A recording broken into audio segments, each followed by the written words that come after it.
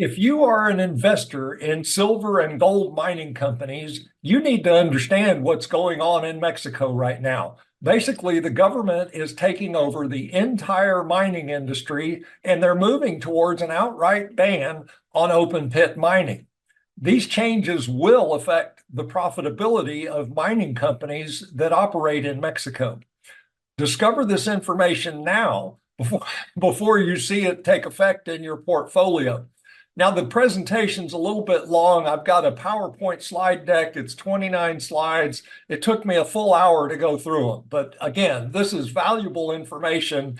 If you're an investor in mining shares, you want to know what's going on in Mexico.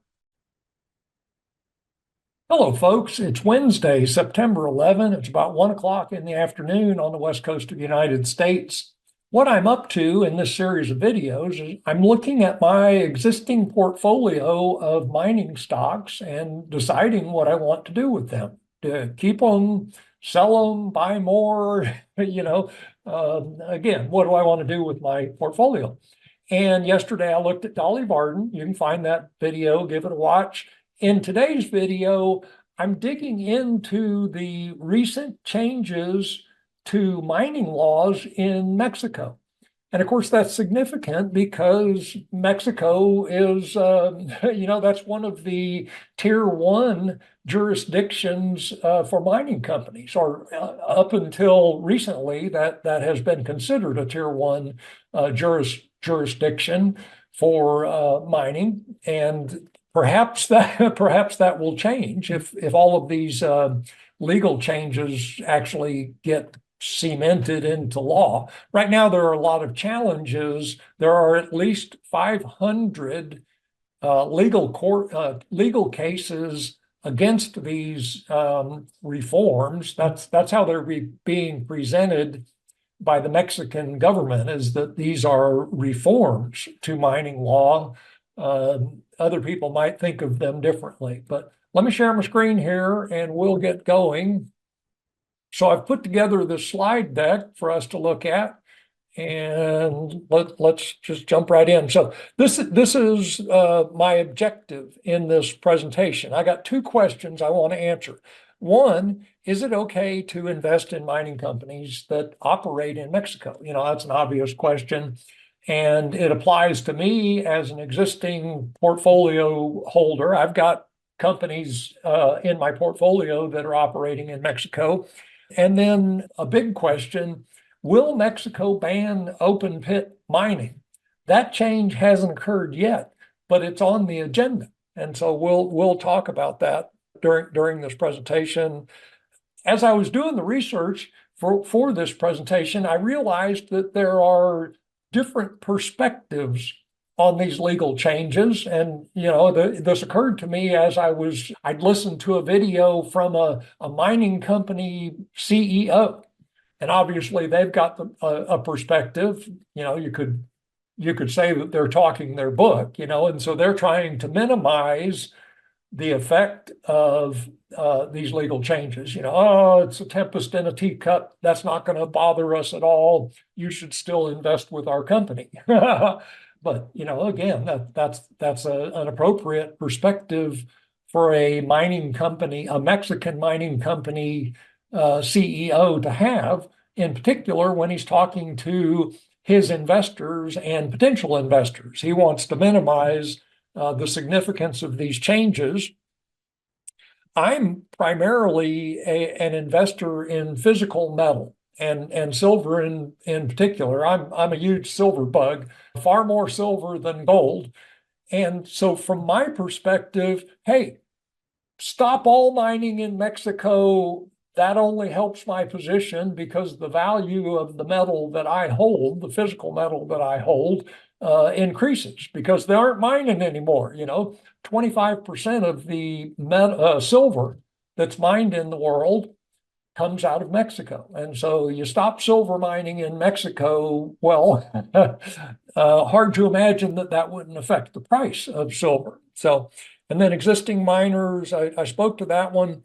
Prospective miners, same thing. Their perspective is, well, hopefully they're talking to their legal advisors who are digging into the details of these changes and urging them to be cautious. We'll see as we continue here that these legal changes, as I see them, as I interpret them, have the greatest impact on prospective miners, companies that do not have title to their mining concessions yet. They want to go into Mexico, identify a concession, and take title to it so they can start the prospecting development process. So biggest impact to these guys. Environmentalists, at least the extreme ones, they're with me. They're on my side if we were to look at this as taking sides. Stop it all, stop all mining. And I can get behind, we can't stop all mining. I mean, that's where the modern high-tech world that we live in begins. It's from pulling resources out of the ground and putting them to a better and higher use. Silver locked up in rock in the ground doesn't do much for us. We pull that silver out of the ground, we refine it, and then we can use it, silver solder in smartphones, photoelectric panels, solar panels, electric vehicles. Anyway, silver is the most conductive metal on the planet, most reflective metal on the planet. Anyway, it's a lot to be said for metal. So environmentalists, the native peoples, it doesn't matter which country you talk about, even here in the States, the native peoples tend to get the short end of the stick, the dirty end of the stick, if you will. And so it's no different in Mexico. And so, they've got a perspective. They want a seat at the table. In recent years, they have been getting more of a seat at the table, but they still not fully represented at the table of the mining industry, if you will. And from their perspective, they'd like to benefit more from the minerals that are mined in the lands that they consider to be theirs. Ancestrally, those lands are theirs, So anyway, they have a perspective. And then citizens in close proximity to mines, they have another perspective. Well, don't poison our water. We'd like to have the high-paying jobs in your mining operation, but don't poison the water. I drink that water, my kids drink that water. I don't want to be poisoned. And so anyway, I thought it was interesting, the different perspectives that surround this issue of mining in Mexico. So here's an outline. These are the key topics that we're going to talk about. Why mine in Mexico? What's the extent of mineral extraction? What are the changes? What are the changes that have occurred? And then what are the changes that may occur going forward? And then a potential impact of banning open pit mining in Mexico. So just at a high level, if we're talking about what's the executive summary, the laws have already changed dramatically, as we will see, dramatic changes to the laws. I was surprised as I dug through this material. But again, at least 500 separate legal cases. And evidently in Mexico, they don't do class action lawsuits. And so none of these 500 legal actions are class actions. They're individual legal cases against the government and these changes. For example, First Majestic, they've got at one point they had 7 mines in Mexico. I'm not sure what their current count is. And of course, they just merged with Gatos Silver and consolidated the mines that Gatos had. So anyway, and First Majestic is one of the companies that has legal action in process or progress against these changes. This is easy to say. Regardless of what your perspective is, these changes to the law are going to increase the cost of mining in the country of Mexico.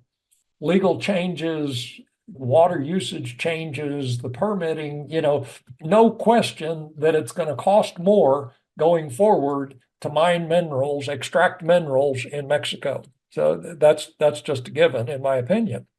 Potential for more changes, in this open pit mining, that's significant. About 60% of the metals mined in Mexico, based on my understanding, come from open pit mines.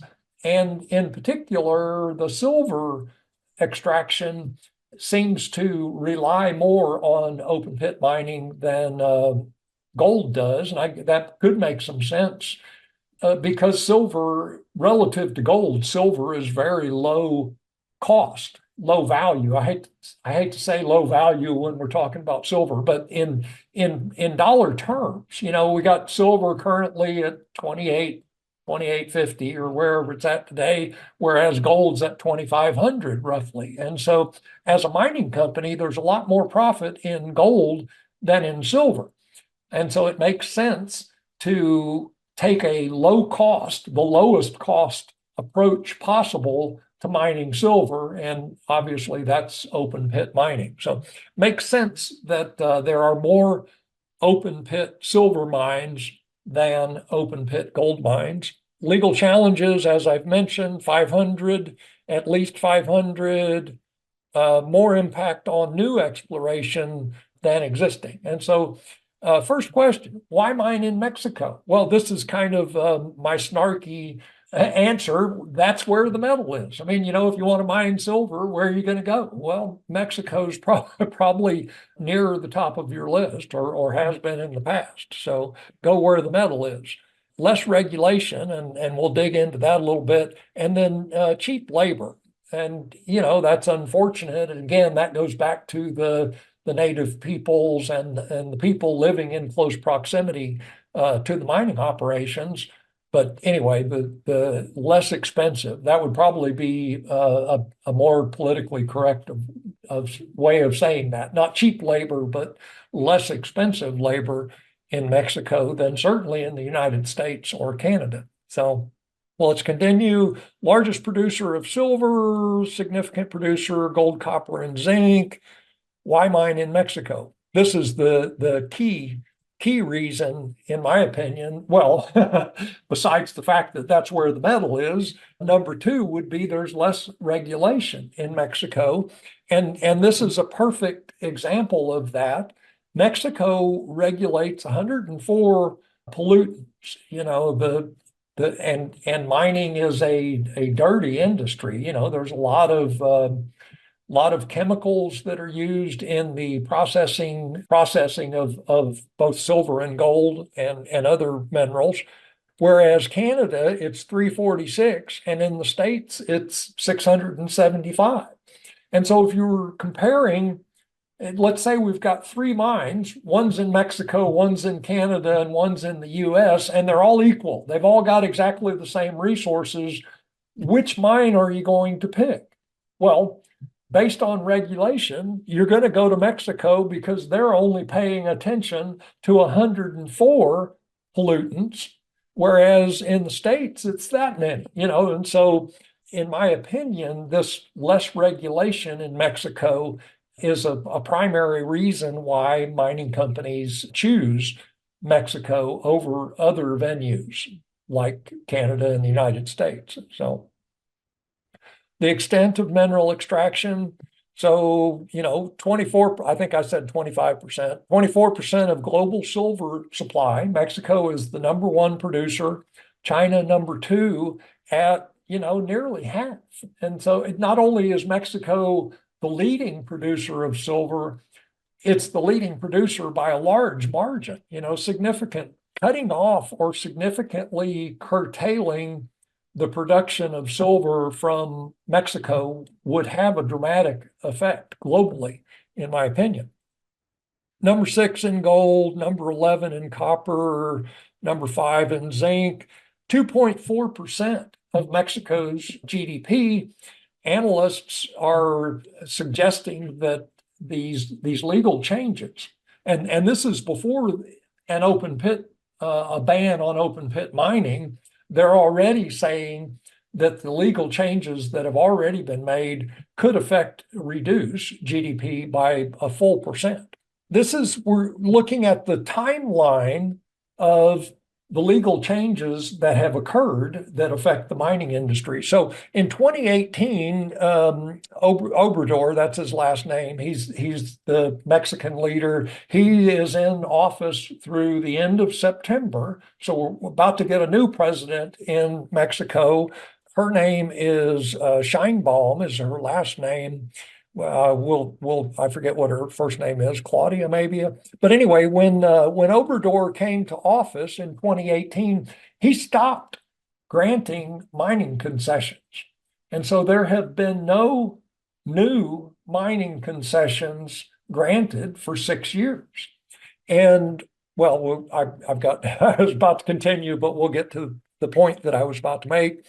In 2022, Mexico nationalized lithium.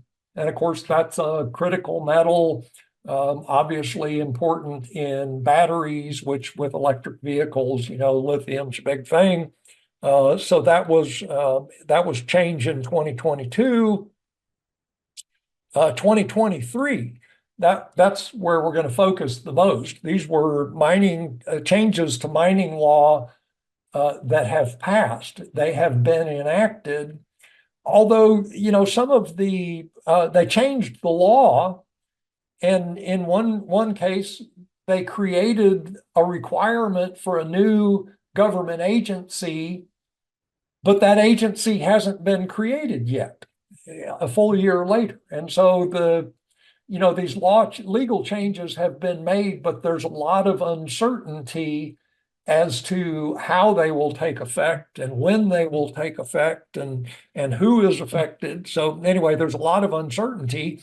And of course, as investors, potential investors, uncertainty is not a good thing. Well, and not just investors, mining companies or potential mining companies, uncertainty is not a good thing.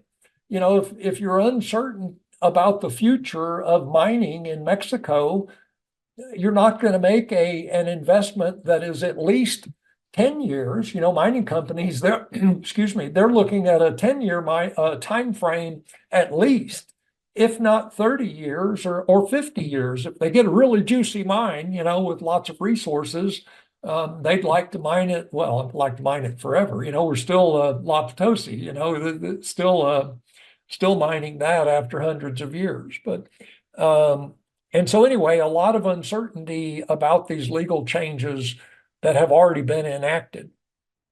And then, of course, in 2024, potential for banning open pit mining. And so as we're going through this presentation, I think keep this timeline in mind. I see it as a trend towards both more restrictive mining, more government control and regulation of the mining industry. And then with this change, and one of the changes that was made here, a trend towards nationalizing the mineral resources in the country. And, that makes some sense. If you're a Mexican citizen, what's your take on a Canadian mining company coming into your country, polluting, polluting the water table potentially if they're not careful, extracting minerals, and then taking those minerals out of the country and taking the profits from mining those minerals out of the country? It's like, basically, as a citizen of Mexico, you get no benefit from the mining industry. And so, back to perspectives, different perspectives depending on who you are. And so now we're going to talk about, and again, this is the bulk of my presentation, we're going to talk about the legal changes that have already been put in place. So anyway, these are the 2023 mining reforms, just high level. So there are changes to the granting of new mining concessions. This is significant. The length of those concessions, the water, mining is water intensive. You need you need water both to mine the metal, and then certainly you need water to process the metal that you have mined. And so water is a big deal. Single mineral only. That's an interesting change. We'll get into that a little bit. Mandated that 5% of net profit goes to the native peoples. And in my mind, that's appropriate. And it gets back to what I was saying. As a Mexican citizen, well, and this is specifically to native peoples, although there's some uncertainty about what that really means. Is it just native peoples, or is it any Mexican citizen? But anyway, mandated 5% of net profits to native peoples. There are new questions about using a mining concession as an asset to back financing. So up to this point, a mining company could go and secure financing and put up the mining concession as collateral for that financing, and it's not clear that the companies will still be able to do that. Again, uncertainty. Criminal liability. There have been changes that make the mining companies criminally liable if they don't follow mining law, Mexican mining law, and someone gets hurt as a result. You know, in the past, I guess that the mining companies could, not that they would brush it off, but it was like, you know, hey, mining is a dangerous industry, people get hurt, sorry. And now that has changed to legally liable potentially if they're not adhering to mining law. And there are strong mining unions in Mexico, and that was one of the comments that I read doing this research, is that this change in particular gives the mining unions new leverage over the mining companies. Changes to when a mining concession can be canceled or revoked. And now let's dig into, this is the first of the changes that were made, or the most, this is what I'm choosing to look at first. I think this is the most significant change to these mining reforms that were made in 2023. So up to that point, when the reforms were enacted, getting a new concession in Mexico is basically first come, first served. You know, a company went into Mexico, they talked to the landowners, if there were one. You know, there's a couple of different ways that surface land is owned in Mexico. But anyway, a company would go in, do some initial poking around, and identify an area that they wanted to stake. And then they'd go to the appropriate government agency and they say, hey, we want a concession on that chunk of land. And they'd pay whatever fees and do the paperwork, et cetera. But basically, they'd get the mining concession when they asked for it. Now, the new process, and it's a multi-step.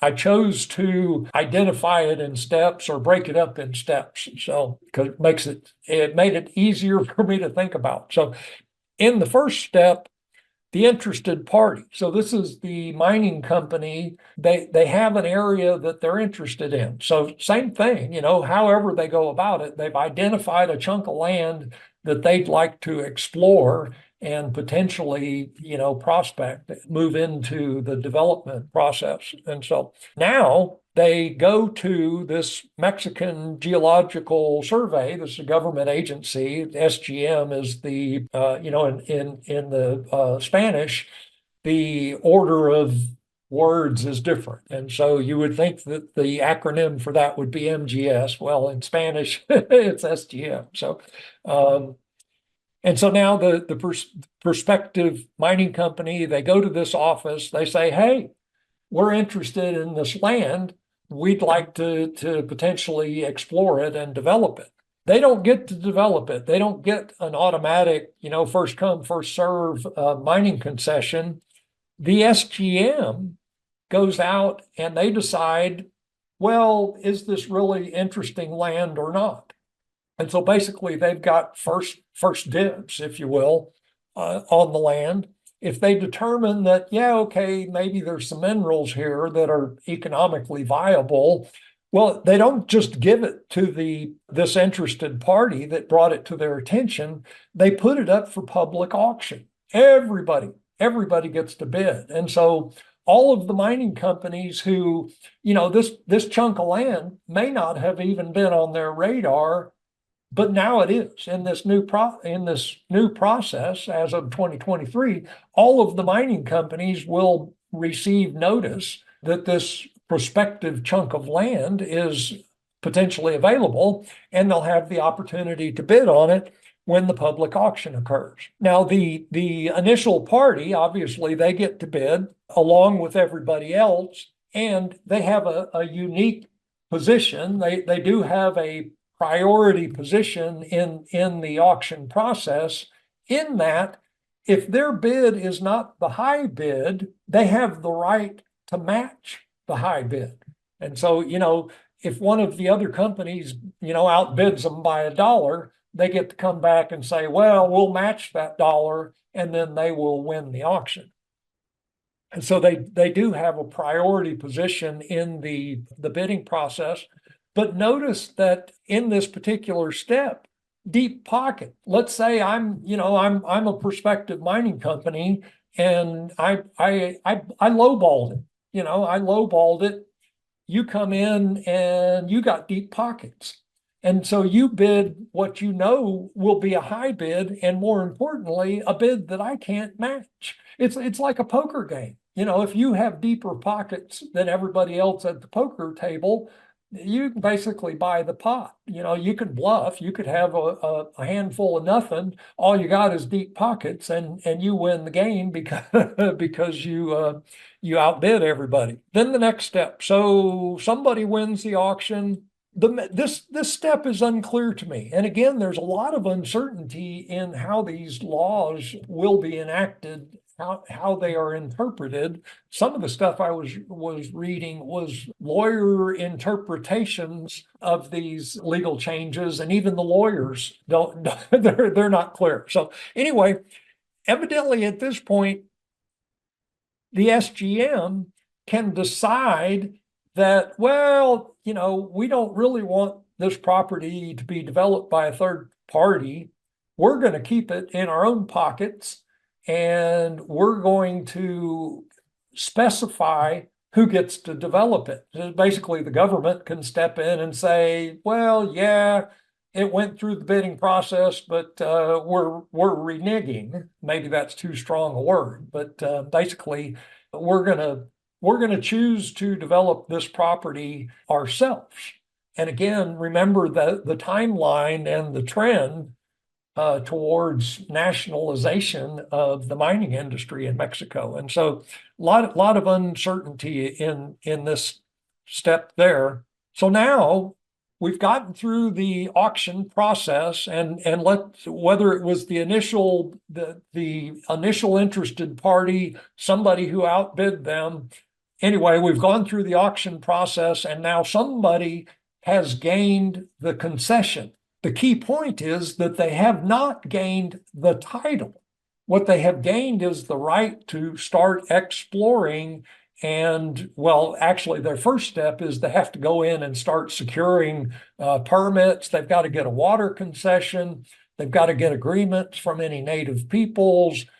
They've got to demonstrate that they're not going to mess up the environment. Well, before they can get a water, or as part of getting a water concession, they've got to show that there's enough water to even mine in the area. And so anyway, this is key in my mind, that even after they have gone through this process, they still don't have title to the concession. And keep in mind that they're spending money at this point. They've won the auction, but now they're going to go onto this land and start spending money and spending money to secure permits, talk to the native peoples, etc.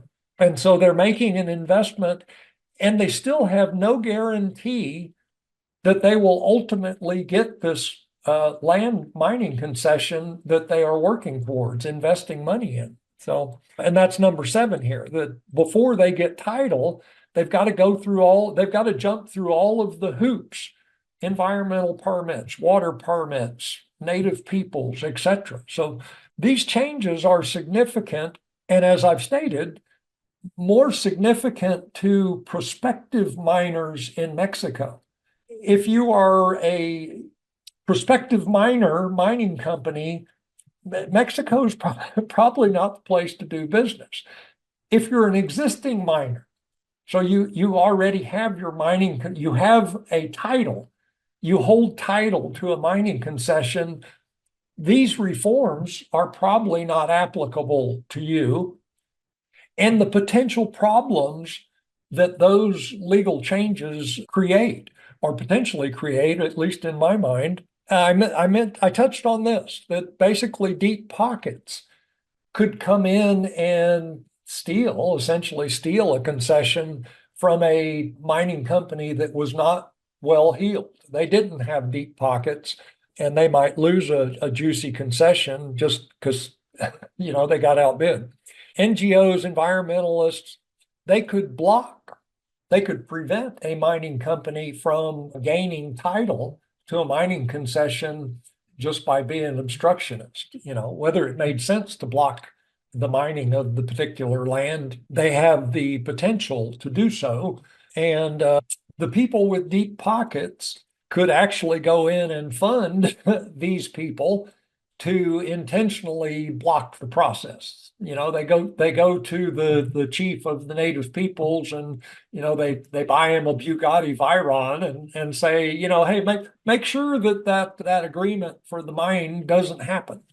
So potential that the title for a mining concession might get blocked at this stage.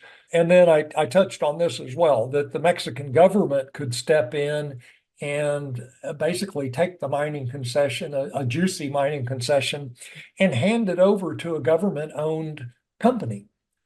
Again, trend towards nationalization. And importantly, these government-owned companies are not subject to the mining laws that other companies are subject to. So that's the end. I want to refer to this article now. This is the best verbiage. Let me expand this. This is the best verbiage that I saw. It kind of encapsulates what that change has done to the granting of new mining concessions. So it grants the SGM exclusive rights to conduct the initial mineral explorations. Basically, it's put them in the catbird seat. They get to look at every potential mine and make a decision. Are we going to let a third party develop it, or are we going to keep it and designate who gets to develop it? And so, that's not outright nationalization, but there's a lot of gray area in there. And that's the point that this author is making in this article. Effectively nationalizes the exploration phase of new mining projects. And again, trend towards nationalization, and then limiting the role of private companies. And I think there was one more, limiting the role of private companies to development and extraction. So, basically, in extreme case, private companies can no longer be a part of exploration. Basically, they have to wait until a property has gone through the exploration phase before they step in and do the development and extraction. And then, this author is pointing out that there have been a lot of legal challenges to these changes to mining law, at least 500 individual cases. And he's saying that some of those legal challenges are based on the new laws being unconstitutional. Well, it was actually approved this morning, radical changes to the Mexican Constitution. And so you're on shaky ground. If you think that you're going to refute or rebut a legal one of these legal changes on the grounds of, hey, it ain't constitutional. Well, the Mexican Constitution has just changed this morning significantly. So, but that's not what we're here to talk about directly. So let's keep going. Length of concessions. So prior to the changes, it was 50 years. So when a company was granted first come, first served, they got a new mining concession and they were handed the title. It wasn't, okay, here's your concession, go do all this work and maybe we'll give you the title. That's what it is now. Basically, they were handed the title to the concession and they had it for 50 years. And my understanding is when that 50 years was up, essentially they went to the government agency and they said, hey, we want to renew this concession. And they got another 50 years just for asking. And so basically got 100 years of the right to mine on a mining concession prior to 2023. With the new law, it's 30 years for once a miner obtains title to a concession, they've got 30-year rights and the possibility. It's not if you ask, we're going to give it to you. There's approval process at this point, and maybe you get another 25-year extension. So we've gone from 100 years on a first come, first serve to where now it's 30 years, maybe 55 years. And Obrador, his initial, when he started presenting, talking about these mining reforms, he wanted to do 15 and 15. So, that would be a maximum of 30 years. And again, mining companies, they're thinking long term. They're thinking at least 10 years. And so, 15 years, well, that's more than 10, obviously, but that's a short. When you're talking about making a major investment, $200 million to build a processing plant these days. And so that's a significant investment if you only have a 15-year lifespan, and then anything beyond that is questionable. Do you really want to make that kind of investment? So let's keep going. This is water concessions. Again, so the winning bidder comes into a mining concession. They don't have title yet. They have to go out and get a separate concession for water. And they won't get title to the mining concession if they are unable to obtain the water concession. So, and that's what this point is saying. It's the granting of the mining concession is contingent on getting the water concession. If water usage for the mine, the potential mine, would use more than 30% of the local water table, you're not going to get a water concession. And so you're not going to be able to mine that particular chunk of land. And, that probably makes some sense. Doesn't make sense to let a mining company suck all the drinkable water, well, and not just drinkable, useful for growing crops. Without water to grow crops and to drink, humans, well, they pretty much die. And so this change probably makes sense. Let's see, water concession. Oh, yeah. So water concession, it's not just for extraction, it's for the processing plant. So they look at both aspects of the mineral extraction and processing process. They made a change in the definition of water used in mines and the mining processes. In the past, it was industrial usage. It's like, okay, you're using it to mine, but, it fell under the category of industrial use. Now, the new verbiage is industrial use in mining. And some of the lawyer talk I saw around this point, they were saying it's a new regulatory framework that allows more restrictive control of water used in mining, which again, this is back to bottom line. whether you're a prospective miner or existing miner, it's going to cost you more money. It's going to be more expensive to mine in Mexico going forward because of these legal changes. And this is one example of it. Because you can imagine that, this with this framework, well, now we've got the framework to implement new taxes or, royalties, however you want to look at it in the mining industry. But that was an interesting change. And then 60% of water used in the mining processes has to be recycled. Again, increase of cost for mining in the country. Single mineral only. This, when I first saw it, it's like, well, there's a lot of polymetallic mines. You don't find, typically, you don't find silver all by itself. It's silver, gold, copper, some mix of those three metals. Maybe there's some zinc or some tin in there as well. As part of the new process, when you apply for a mining concession, you have to specify what mineral you're targeting. I'm going after silver, I'm going after gold, whatever.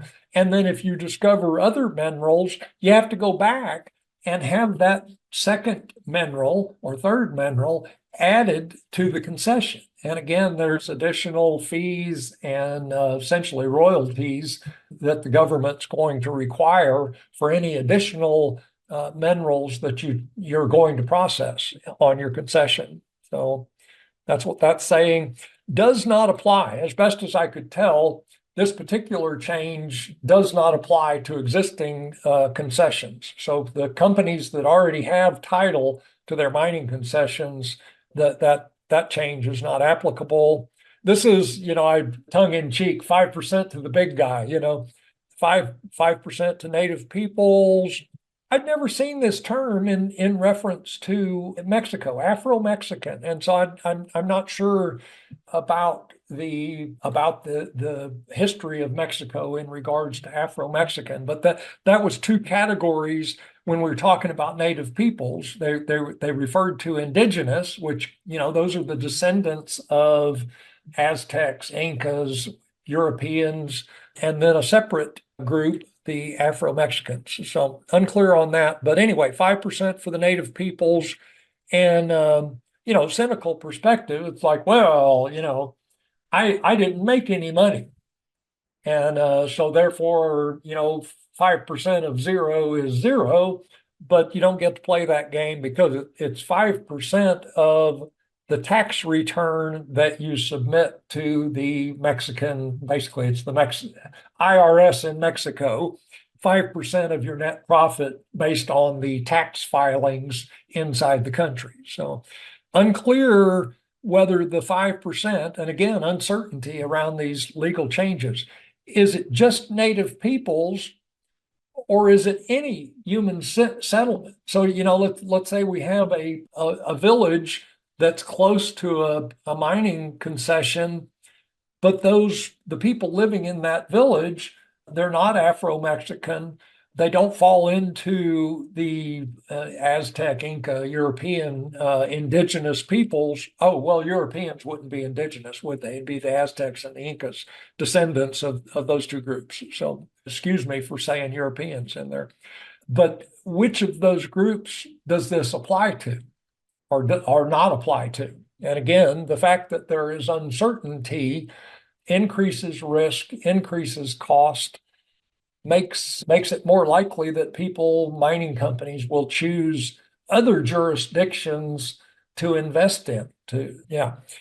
We talked about this a little bit. Can we use a mining concession to secure financing? And there's some question.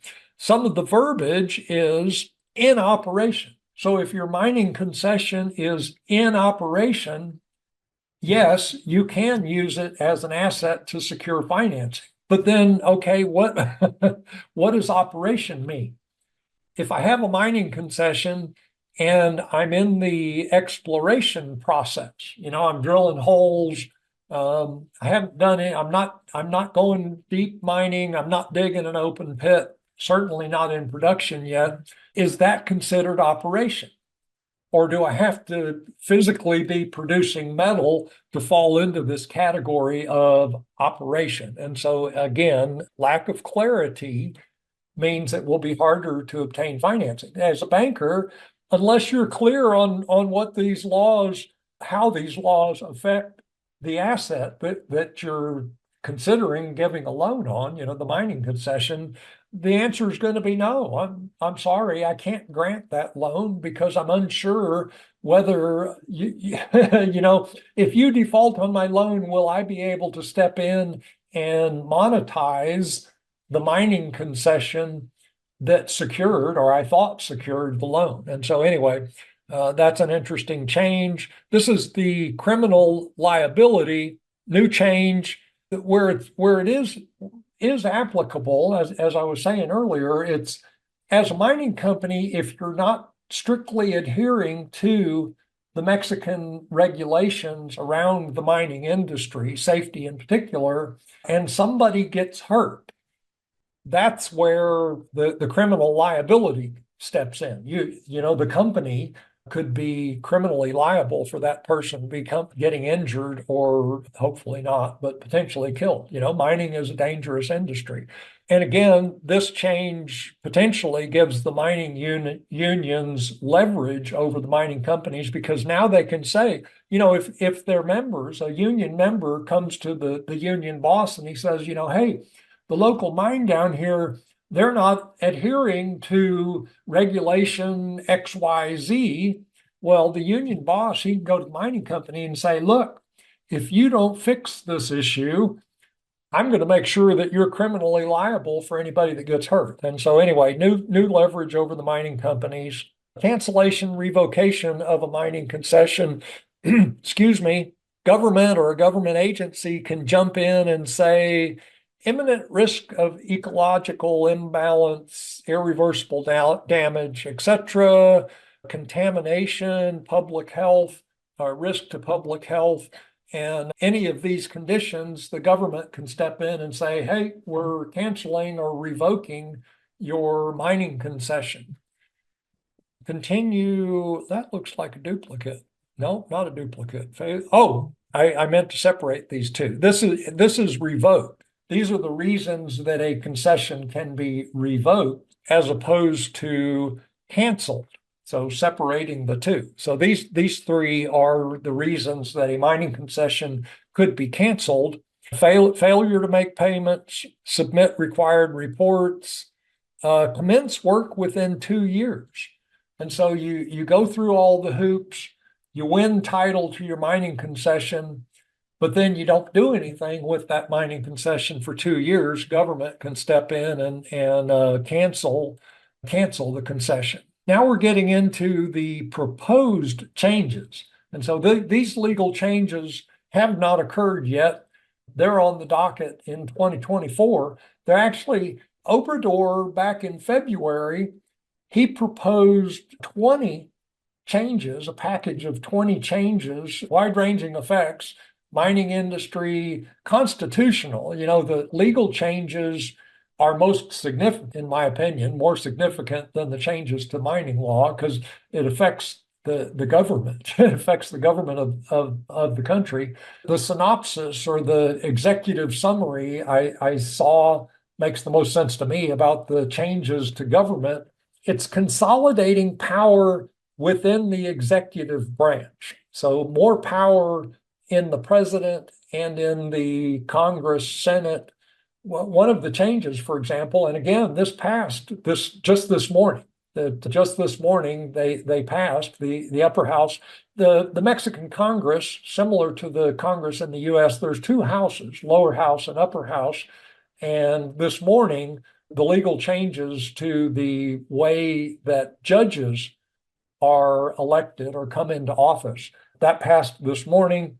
To ratify or finish out those changes, they have to now be ratified in 17 of the 32 Mexican states. But the expectation is that will occur.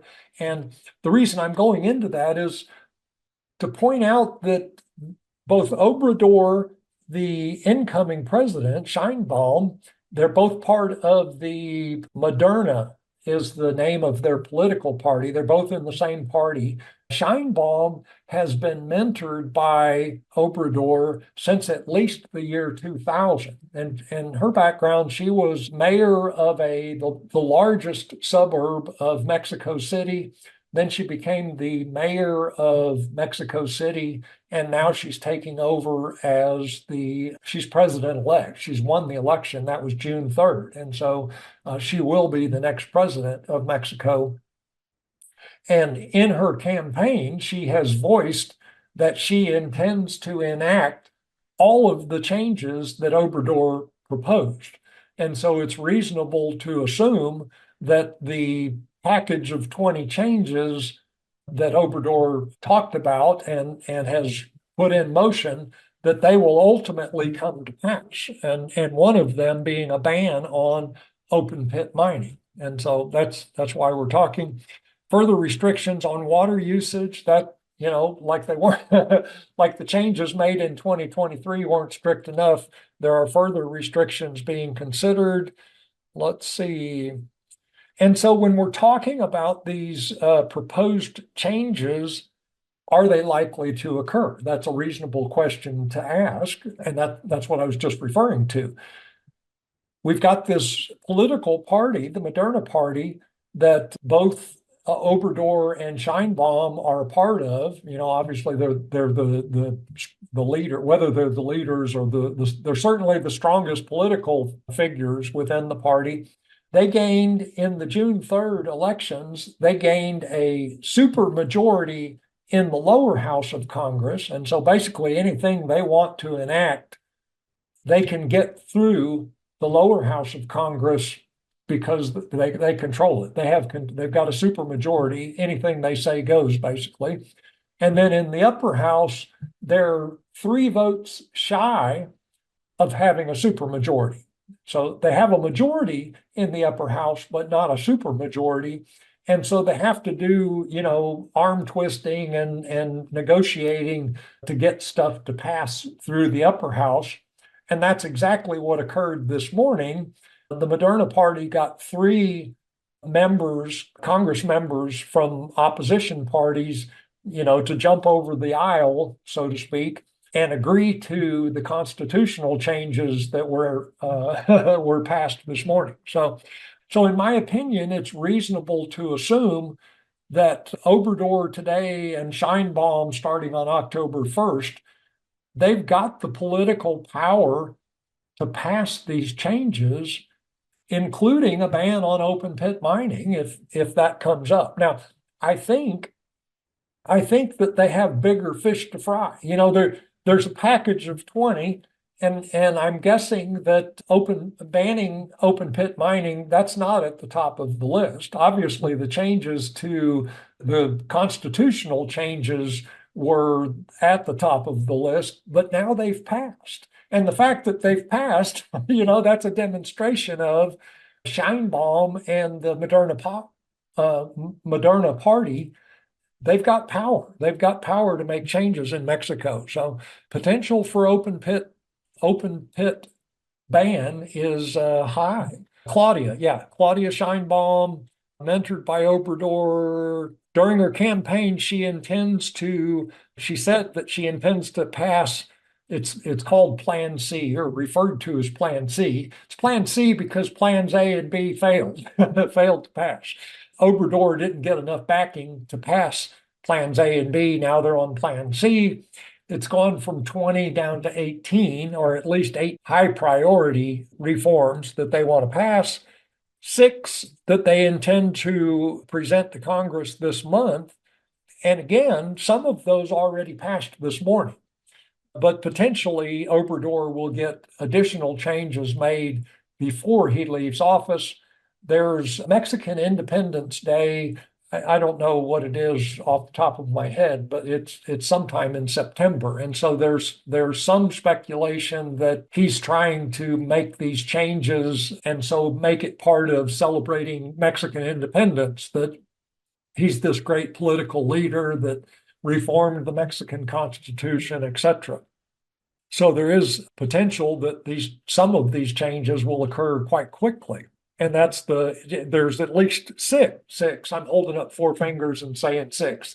There's at least six of these 18 reforms that he intends to present this month before he leaves office. It's moving forward. These 18 changes are moving forward. And again, as I was just saying, the Moderna Party, they've got a supermajority in the lower house of Congress. So whatever they say goes, essentially. They demonstrated this morning that they're able to pass new changes and significant, this is radical changes to the Mexican constitution that were passed this morning. And so the Moderna Party has demonstrated that they have political clout. This is just me speculating. Obviously, I'm not on her list of advisors. She doesn't call me on the phone and talk to me.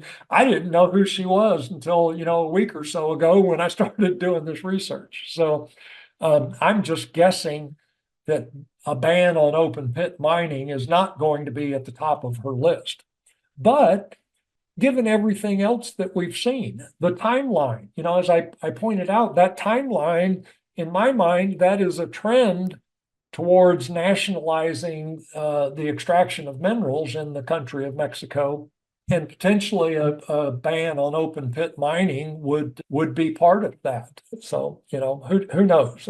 Just me spitballing. What is the impact, or what would be the impact of a ban on open pit mining? That's an obvious question to ask. Well, again, uncertainty. Would the ban affect existing mines or only new mines? Don't know at this point. Maybe they, in order to get the foot in the door, if they don't think they can pass an outright ban, hey, we're shutting down, ain't going to be no more open pit mining in Mexico. Maybe to get their foot in the door, they start with, well, we'll only stop open pit mining for new mines, and we'll let existing mines continue for now.